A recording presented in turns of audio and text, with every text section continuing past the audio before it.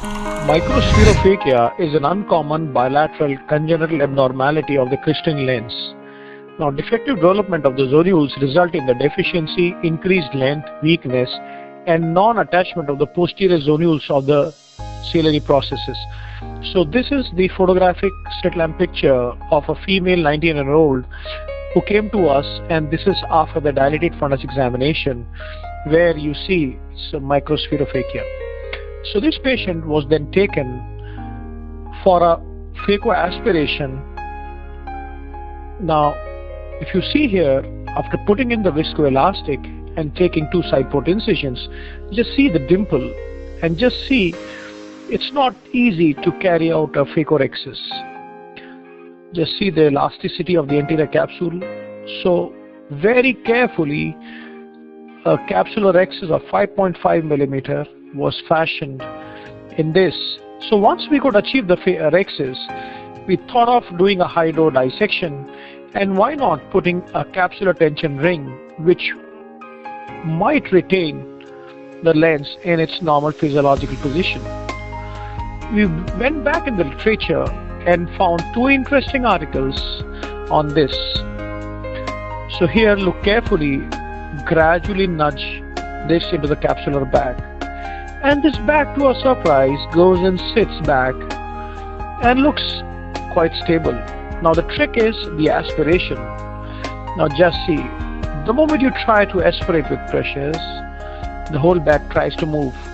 So a very gentle phacoaspiration, and mind me, the direction is important. It is never radial.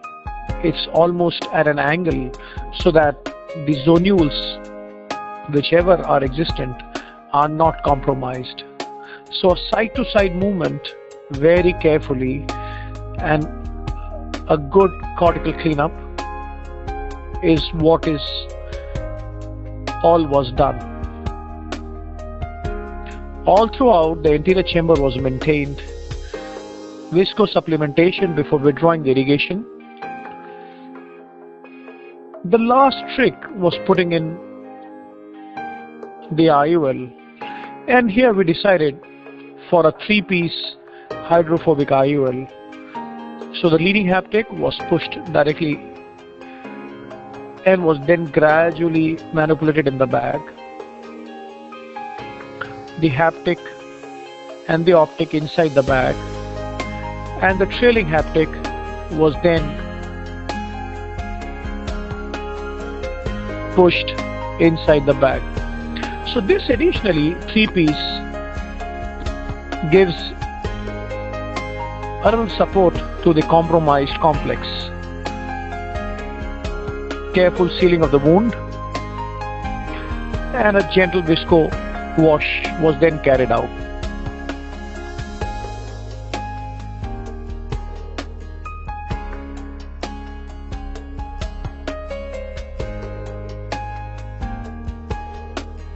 The pressures all throughout her post-operative follow-up, 1 month, 3 months, 6 months, and 12 months, was normal.